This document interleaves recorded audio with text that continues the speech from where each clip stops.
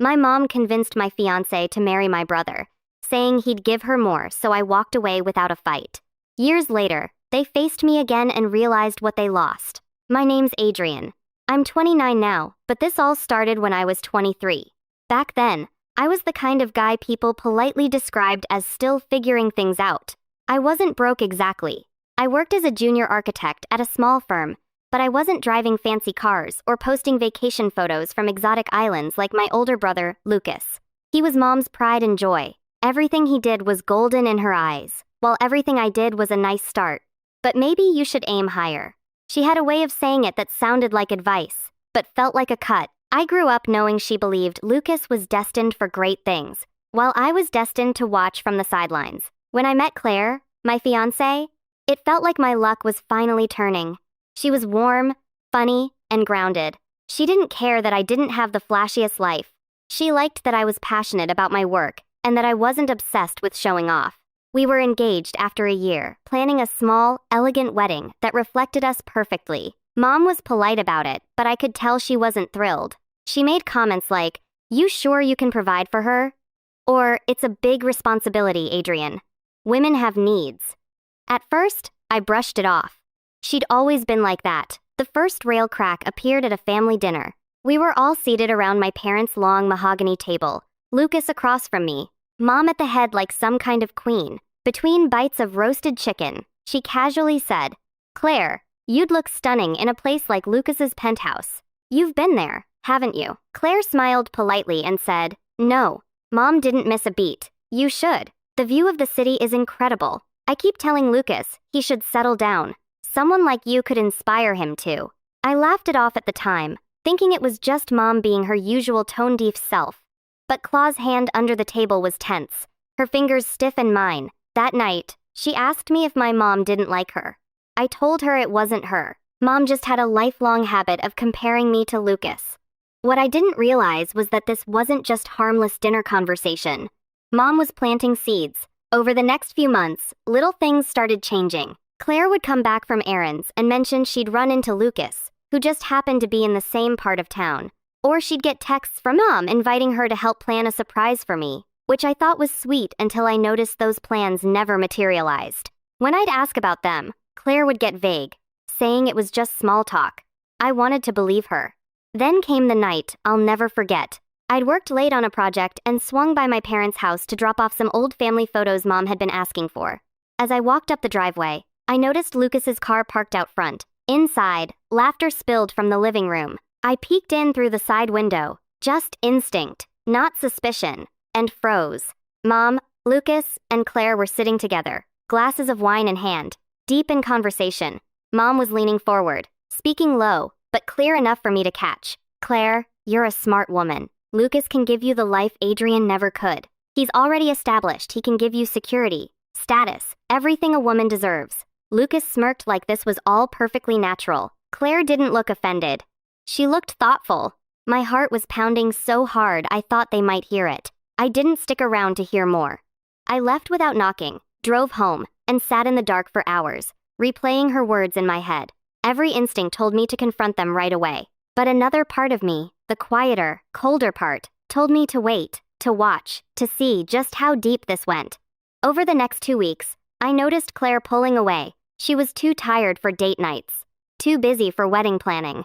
Then one evening, she sat me down at my own kitchen table, hands folded neatly in front of her like she was in a meeting. "Adrian, I think we rushed into this."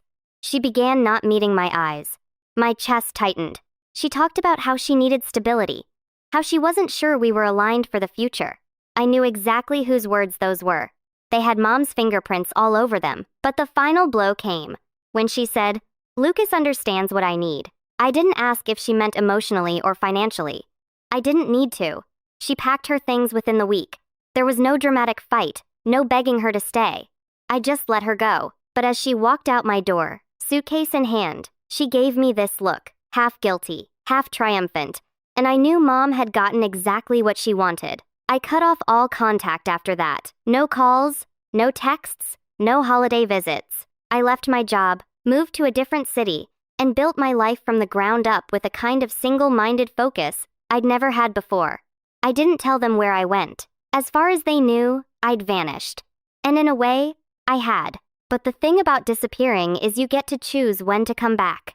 And years later, I did. It happened on a glittering Friday night under the warm glow of chandeliers at a lavish charity gala. I was no longer the still figuring it out younger son. I was the man running the show, the host of the event itself.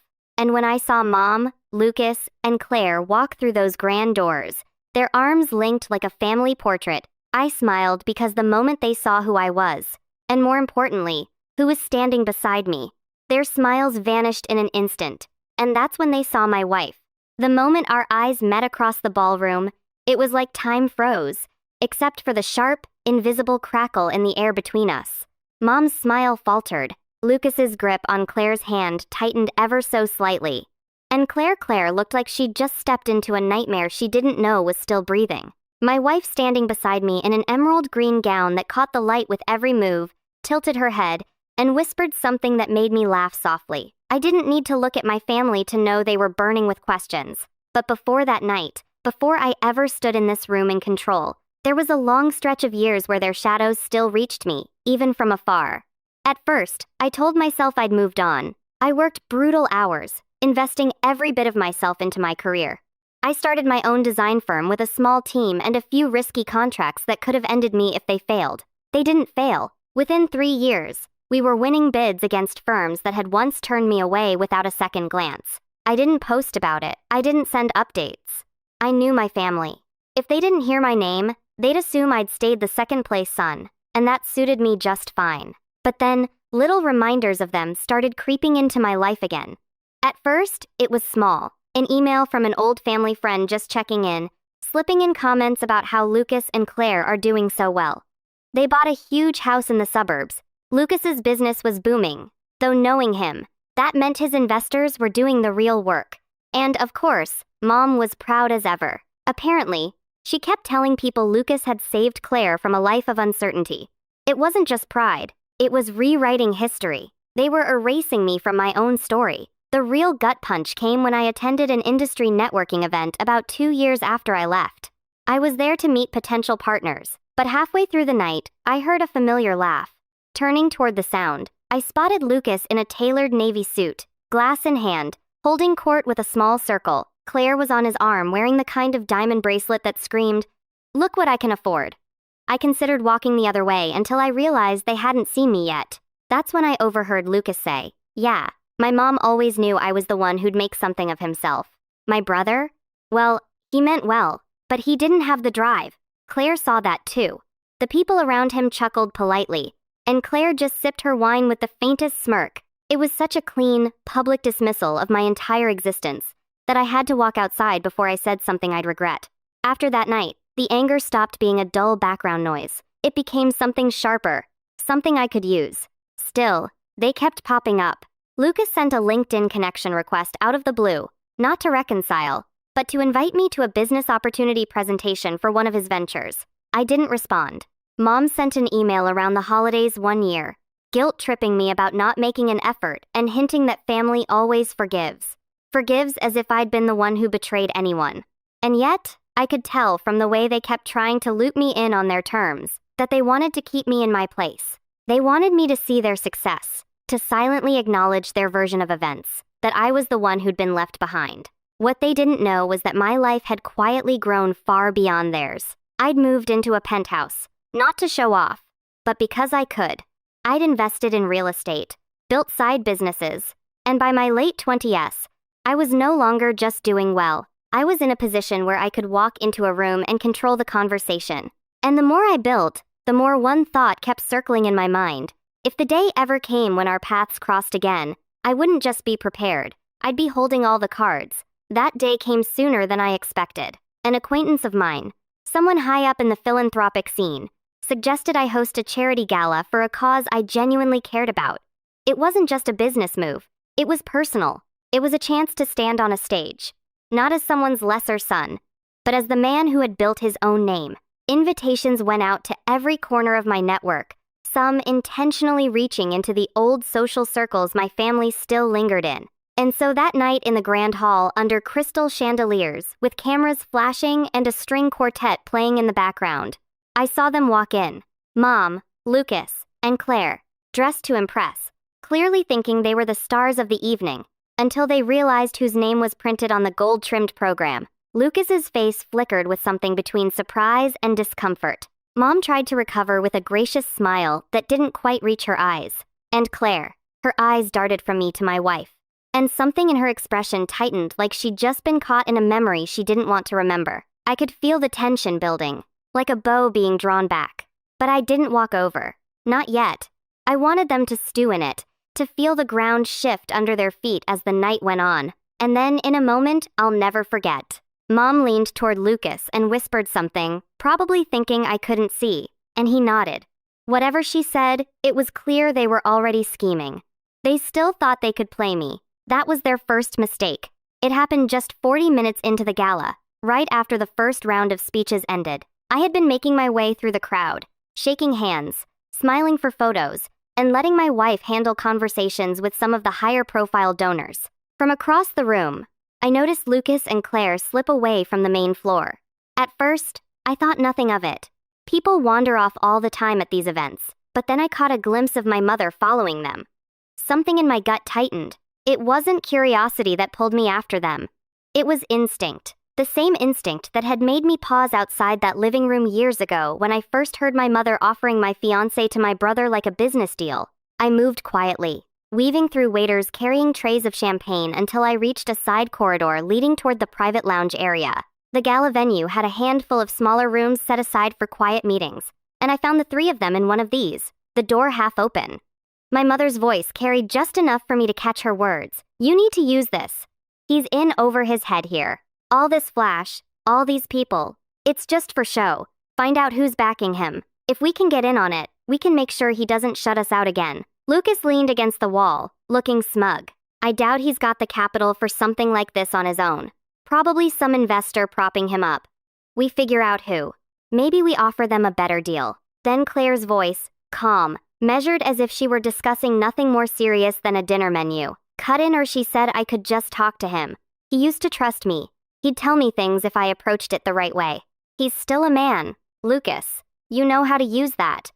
I didn't move. I just stood there absorbing each word, like a slow drip of poison. They weren't just here to crash my event. They were actively plotting to undermine me, to pry into my business, to take something they assumed I hadn't earned. And Claire, she wasn't just my ex. She was the woman who had once promised to marry me, now casually offering to manipulate me like a mark. It was surreal, standing there in my own event space, in a tailored suit I'd bought with my own money, listening to the same people who had gutted me years ago try to do it again. I thought about walking in right then, about tearing into them in front of each other. But something stopped me. Not fear, strategy. Because in that moment, I realized something important. They hadn't changed. All these years, they still thought I was the same younger brother, the same son they could push around. They were so convinced of their own superiority that they didn't even consider the possibility that I might be listening, that I might already know more than they did. But as I stood there, my chest tight with anger, my wife appeared at the far end of the corridor. She caught my eye and raised an eyebrow, silently asking what was going on. I gave the faintest shake of my head, a signal to hold back. She didn't press. Instead, she turned and disappeared into the crowd again, giving me the space to make my decision. And that's when I heard the final unfiltered truth spill from my mother's mouth. He was always the weak one. He's lucky we even came tonight. This could be our way to finally fold him into something worthwhile. And if he doesn't play along, she let the sentence hang. Lucas smirked. Claire looked at him and then back toward the ballroom like she could already see the path opening. That was it. The last shred of lingering family loyalty I'd been holding on to snapped clean into two. Whatever hope there had been for reconciliation, for some kind of civil coexistence, was gone. They had made it perfectly clear they weren't here for me. They were here for what they thought they could take from me. I stepped back from the doorway, my decision already forming in my mind. If they wanted a game, I'd give them one, but it wouldn't be the one they thought they were playing. And for the first time in years, I felt that same cold, quiet resolve I'd felt the night Claire walked out of my apartment. Only this time, I wasn't going to disappear. This time, they were. I didn't confront them that night. Not yet. That was the hardest part. Walking back into the main ballroom with my face composed, my posture steady, while inside, my stomach churned like I'd swallowed glass. My wife glanced at me when I returned to her side. She didn't ask what happened, but the slight narrowing of her eyes told me she already had a guess. The rest of the evening was a blur of polite conversation, clinking glasses, and forced smiles. Every time I looked across the room, I caught them watching me. My mother with that same assessing gaze she'd worn my whole life. Lucas with a calculating smirk, and Claire with an expression I couldn't quite read. Was it curiosity, anticipation, or just the same quiet arrogance she'd shown when she left me?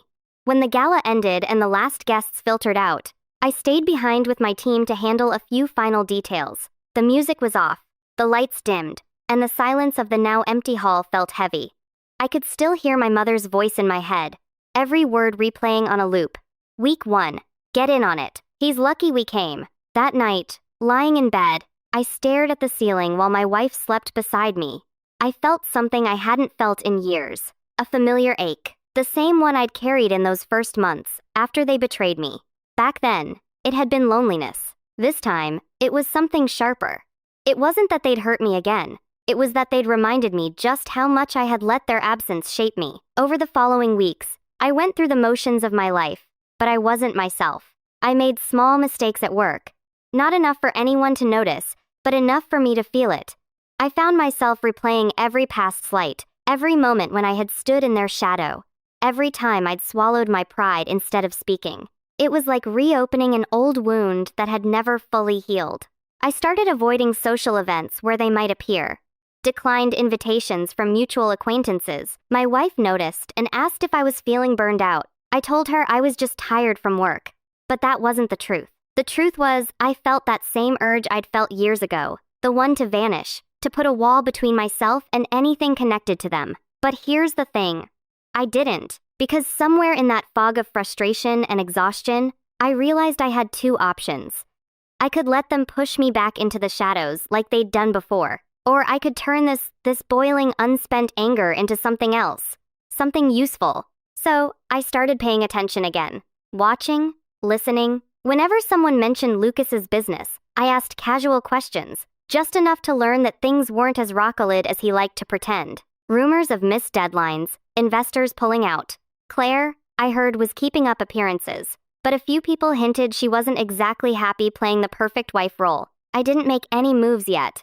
Not outwardly, but in my mind, pieces were shifting into place. I started to imagine what it would look like to not just defend myself this time, but to hit back publicly, unmistakably, and in a way they couldn't twist. Still, the ache lingered. I'd come so far. And yet, seeing them again had reminded me just how much I'd built my success in reaction to them. It wasn't enough to just keep building my life anymore. No, I needed to make sure they knew exactly who I'd become without them and what crossing me would cost. And as I began quietly laying the groundwork, I realized something chilling. They were still trying to play their game. Every so often, a mutual friend would pass along a message from my mother, asking if we could meet for coffee. Lucas sent a text, just one, saying we should talk about opportunities. Claire didn't reach out directly, but I heard through the grapevine that she had been asking about my wife. They thought they were circling me, but I was already building the trap. I decided the first step wasn't confrontation. It was elevation. If they thought they could still reach me, still get close enough to play their games, I'd rise. So far above their reach that they'd have to crane their necks just to see where I was standing. The months after the gala were a blur of calculated momentum. I threw myself into my firm with a precision that bordered on obsession. Every pitch we made was sharper. Every proposal backed by research so airtight it was impossible to refuse. I expanded into markets I'd been cautious about before. High-end commercial spaces, luxury residential projects for clients with deep pockets and long memories. These weren't just jobs, they were statements. And the statements were heard. Within 8 months, my company was not just profitable, it was thriving. We landed a project that put my name in industry publications, the kind of coverage that sticks in people's minds. My face was on the cover of one magazine, smiling in front of a model of a high-profile development. It wasn't vanity, it was visibility. The more my name appeared, the more I noticed a shift in the way people treated me. Doors that had been closed years ago now opened with invitations. Meanwhile, I didn't just focus on architecture. I diversified real estate investments, partnerships, and hospitality. Even a small stake in a tech startup run by a friend from my early career days. Every move was deliberate. Every step made it harder for them to believe the week one narrative they'd been feeding people. And as my professional life soared, so did my personal one. My wife and I traveled Paris, Santorini, Kyoto. Each trip a reminder of the life I'd built without anyone's approval but my own. She was more than a partner. She was my sounding board, my confidant. She never pushed me to act against my family, but she understood. Sometimes she understood without me even having to say the words. I started hosting events not on the scale of the gala, but intimate curated evenings with influential guests, politicians, business leaders, creatives, and philanthropists. People who valued discretion but also remembered who made them feel seen. Word got around, and suddenly I wasn't just a businessman. I was a connector, a name worth knowing. That's when I started hearing about Lucas more frequently, and not in flattering ways. His business was slipping. 2 of his largest contracts had fallen through.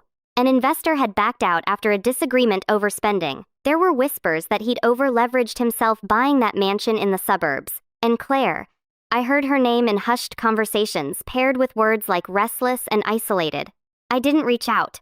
I didn't gloat. I let the distance grow because I knew that every inch of it made my eventual move sharper. The turning point in my rise came when I was invited to co-chair a massive annual fundraising event, one that eclipsed the gala I'd hosted. This wasn't just about charity. It was a power nexus, a place where deals were made over glasses of champagne, and the right introductions could alter someone's trajectory overnight. The invitation wasn't just an honor. It was a declaration that I'd arrived in a league they could never have imagined for me. And I made sure the guest list included just enough people from the old circles to guarantee the news would reach my mother, Lucas, and Claire, not as an invitation, no, not yet, but as a headline they couldn't ignore. By then, my network was so wide that any information I wanted, I could get. I didn't even have to dig for it. Mutual contacts would volunteer it unprompted, as if feeding me updates on their decline was a favor. And each piece of news was another brick in the wall I was building between the man they thought I was and the man I had become. Still, I kept my movements quiet. I wanted them curious. I wanted them wondering how I'd gone from struggling younger son to someone they couldn't even approach without an introduction. And most importantly, I wanted them to come to me because when they finally did, I'd be ready. And that opportunity came faster than I expected. A mutual acquaintance, someone who still drifted between my world and theirs, let slip that Lucas was desperate to land a contract on a development I was partially funding. He didn't know I was involved yet, but he would, and I decided right then that it was time to stop letting them circle in the dark. It was time to draw them into the light. The tip about Lucas's desperation was the crack I'd been waiting for. The project in question was a luxury mixed-use development, prime real estate in a booming part of the city. I wasn't the face of it, which was deliberate. My stake was tucked away behind a holding company shielded by layers of investment partners. On paper, I was just one of many contributors. In reality, I had more influence over the decision-making than anyone outside the inner circle could guess. I called my contact on the project's board, a man named Porter, who had a fondness for expensive cigars and even more expensive secrets. I hear there's interest from a Lucas Hale, I said casually over lunch, watching his reaction. Porter smirked. Your brother? He asked, surprised. He's been making noise about wanting in, but well, his proposal is shaky, and between you and me, his reputation isn't exactly helping. That was useful, more than useful. Reputation in my circles wasn't just about image. It was currency, and Lucas was running low. I leaned back, swirling the last sip of my drink. If he pushes again, tell him the board's considering other candidates. But I paused just long enough to make it sound like an afterthought. If I were to back someone's involvement, it might carry weight. Porter caught on immediately. He didn't press for details. In this world, knowing too much could be a liability, but the seed was planted. Lucas's access now depended on me whether he realized it or not. Over the next few weeks, I quietly gathered more threads. Through another contact, a financial advisor I'd met at a charity dinner, I learned that Lucas had taken on high-interest bridge loans to cover his cash flow issues. That explained the urgency. He wasn't just chasing the development for prestige. He needed the payout to keep from sinking. And then came the real gem. Claire. I didn't go looking for dirt, but sometimes dirt finds you. A woman I'd worked with on a design project mentioned she'd seen Claire at an upscale cafe with a man who was definitely not Lucas. She wasn't being coy. She described them laughing, leaning in close, holding hands across the table. I didn't react outwardly, but inside I felt the old familiar flicker of satisfaction. Not because I cared about Claire anymore, but because I knew what this meant. The cracks in their perfect image were widening, and I now held more than enough leverage to pull them apart entirely. But I didn't rush. This wasn't about exposing them right away. It was about timing. It was about engineering a moment so precise that when the truth landed, it would leave no escape route. That's when I made the call to the event coordinator for the annual fundraising gala I was co-chairing. I gave them an updated guest list. Long, curated, and filled with people I wanted in that room. Near the bottom, I added 3 names that would seem out of place to anyone who didn't know the history. My mother, Lucas, and Claire. It wasn't a peace offering. It was bait. The invitations went out 2 weeks later, embossed on thick cream cardstock, sealed with the event's crest. I knew they'd accept. Pride wouldn't let them stay away.